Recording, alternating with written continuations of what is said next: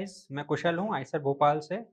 और इस मॉड्यूल में हम सीखेंगे कि जो फूरियर ट्रांसफॉर्म है जिसके बारे में हमने पिछले कुछ मॉड्यूल्स में सीखा है कि अगर हमें किसी फंक्शन का फूरियर ट्रांसफॉर्म कैलकुलेट करना है तो वो कब एग्जिस्ट करेगा और कब एग्जिस्ट नहीं करेगा।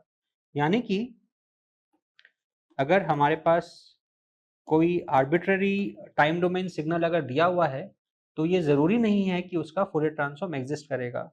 यानी कि ये जानना बहुत ज़रूरी है कि वो कंडीशंस क्या हैं जिनको सेटिस्फाई करने से ही फूरियर ट्रांसफॉर्म एग्जिस्ट कर सकता है। तो इन कंडीशंस को डिरिक्लेट कंडीशंस बोलते हैं, जो कि उस साइंटिस्ट के नाम पे बेस्ड है जिसने ये कंडीशंस बताया था।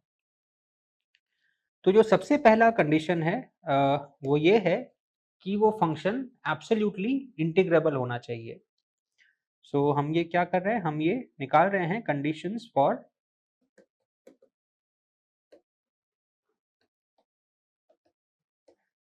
existence of Fourier transform. तो जो पहला कंडीशन है वो ये है कि हमारा जो गिवन फंक्शन है वो एब्सोल्युटली इंटीग्रल होना चाहिए। फंक्शन इन टाइम डोमेन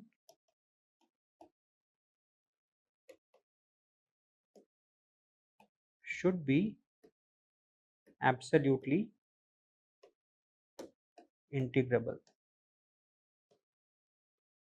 अब ये एब्सोल्युटली इंटीग्रेबल का क्या मतलब है? इसका मतलब ये है कि अगर हमारा फंक्शन है एफ ऑफ टी, तो उसका हम अगर मॉड्यूलस लें और उसे इंटीग्रेट करें from minus infinity to infinity d t, इसकी जो वैल्यू है वो एक फाइनाइट वैल्यू होनी चाहिए, यानी कि this should be less than infinity. अगर ये कंडीशन सेटिस्फाई होती है तो हम कहते हैं कि ये जो हमारा फंक्शन है ये एब्सोल्युटली इंटीग्रेबल है। इसका एक सिंपल एग्जांपल हमने पिछले मॉड्यूल में देखा है।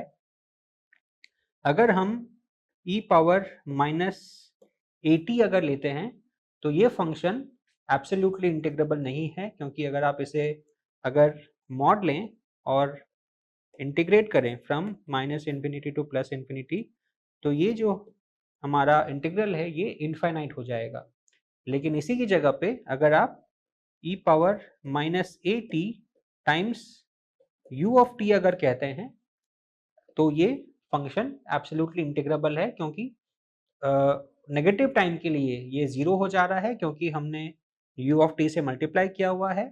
तो अगर आप जीरो से इन्फिनिटी इस फंक्शन को इंटीग्रेट करेंगे for a greater than 0, then this function is absolutely integrable।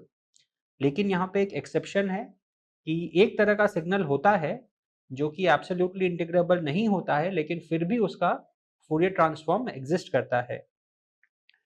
तो वो होते हैं पीरियोडिक सिग्नल्स।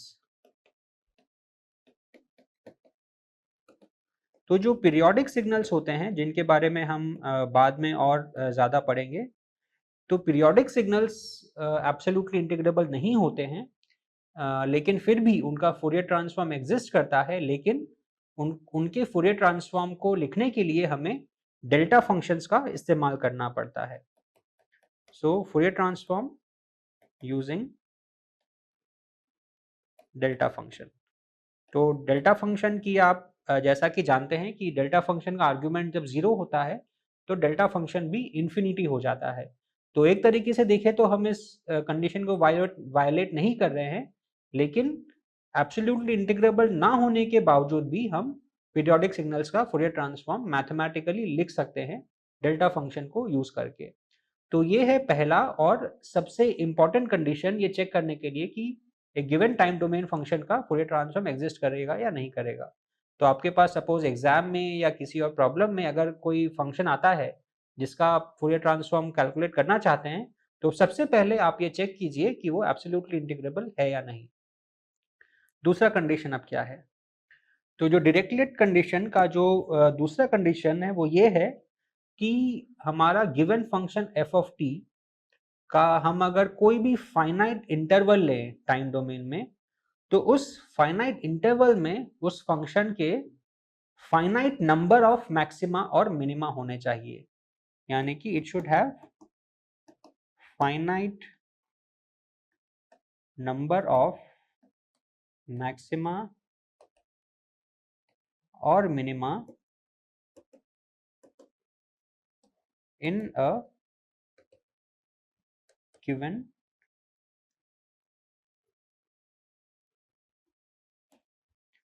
finite interval। इसका मतलब क्या हुआ? अब सपोज आप अगर एक साइनोसॉइडल फंक्शन अगर लेते हैं तो वो कुछ इस तरीके से दिखता है। अब इस फंक्शन के कई सारे मैक्सिमा मिनिमा हैं, ये पॉइंट उसका मैक्सिमा हो गया, ये मिनिमा हो गया, फिर मैक्सिमा हो गया, ये मिनिमा हो गया। तो इस साइनोसॉइडल फंक्शन के भी इनफाइनाइट नंबर ऑफ मैक्सिमा और मिनिमा हैं। लेकिन आप अगर कोई भी फाइनाइट इंटरवल अगर लें, सपोज हम कोई भी अगर लाइन ड्रॉ करते हैं, सपोज ये दो लाइंस हमने ड्रॉ किया, कोई भी हमने फाइनाइट इंटरवल लिया, तो इस फाइनाइट इंटरवल में इस सिग्नल के फाइनाइट नंबर ऑफ मैक्सिमा और मिनिमा है, यानी कि ये इस कंडीशन को सेटिस्फाई कर रहा है। हालांकि ये पिछले वाले कंडीशन को सेटिस्फाई नहीं कर रहा है, लेकिन ये इस वाले कंडीशन को सेटिस्फाई कर रहा है। लेकिन ऐसे कुछ सिग्नल्स होते हैं जो कि एक फाइनाइट टाइम इंटरवल में भी जिनके infinite number of maxima and minima होते हैं। उसका एक सिंपल सा एग्जांपल है cos of 2 pi by T. Cos of 2 pi by t will have a maxima or a minima whenever 2 pi by t is n pi, यानी कि जब भी 2 pi by t अगर हमारा n pi होगा for n belonging to integer, तब हमारे signal की जो वैल्यू है वो एक्सट्रीमम होगी, या तो मैक्सिमा होगी या मिनिमा होगी। सो मैक्सिमा और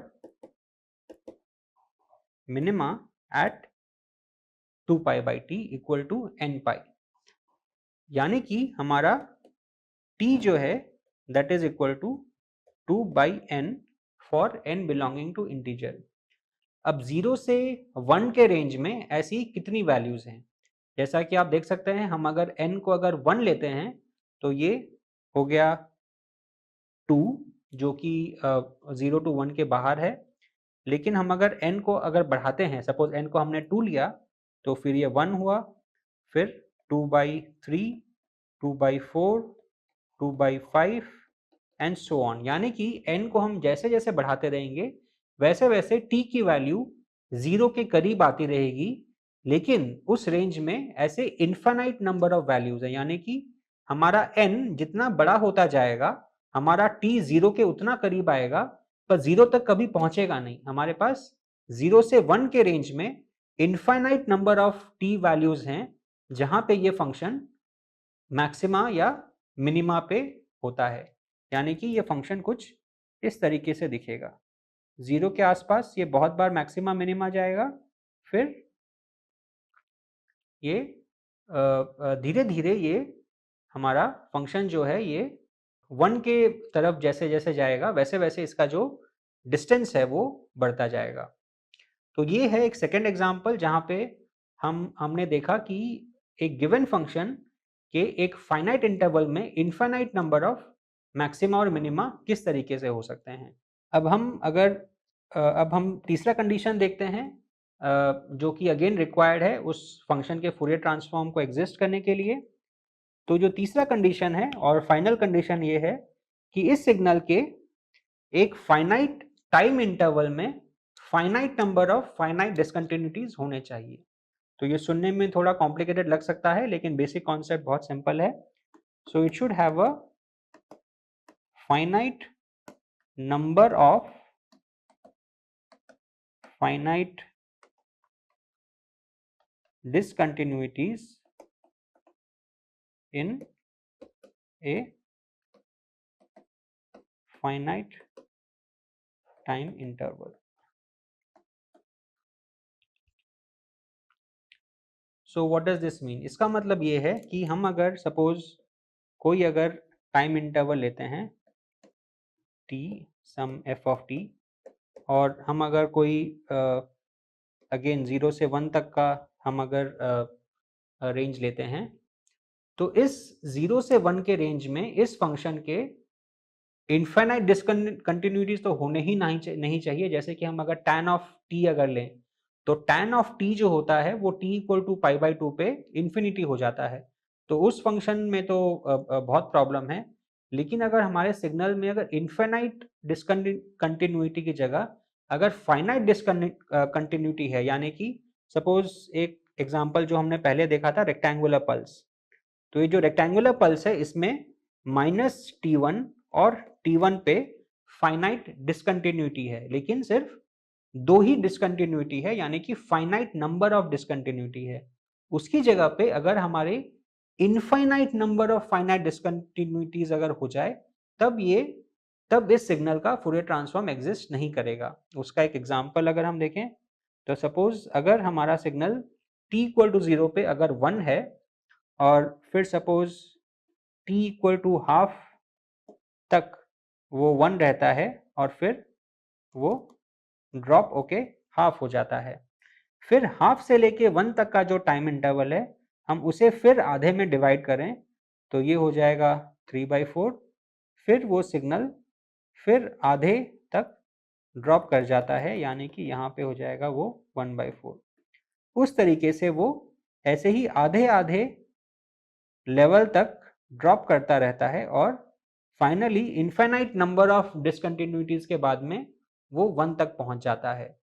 तो इस सिग्नल में हमारे पास एक फाइनाइट टाइम इंटरवल में infinite number of finite discontinuity है। अब यहाँ पे अगर आप देखें कि हर एक डिसकंटिन्यूटी फाइनाइट है, लेकिन इस तरीके की हमारे पास इनफाइनाइट नंबर ऑफ डिसकंटिन्यूटीज हैं, जिसकी वजह से फिर से ये फंक्शन का फूरियर ट्रांसफॉर्म एग्जिस्ट नहीं करेगा। तो हमने इस मॉड्यूल में देखा कि किसी भी टाइम डोमेन फंक्शन के फूरियर ट्रांसफॉर्म को एग्जिस्ट करने के लिए 3 कंडीशन सेटिस्फाई होना बहुत ज़रूरी है। सबसे पहला कंडीशन है कि उसका जो टाइम डोमेन फंक्शन है वो एब्सोल्युटली इंटीग्रेबल होना चाहिए, यानी कि हम उस फंक्शन का अगर मॉड लें और उसे -इन्फिनिटी से इन्फिनिटी तक अगर इंटीग्रेट करें, तो फाइनल रिजल्ट जो है वो फाइनाइट होना चाहिए।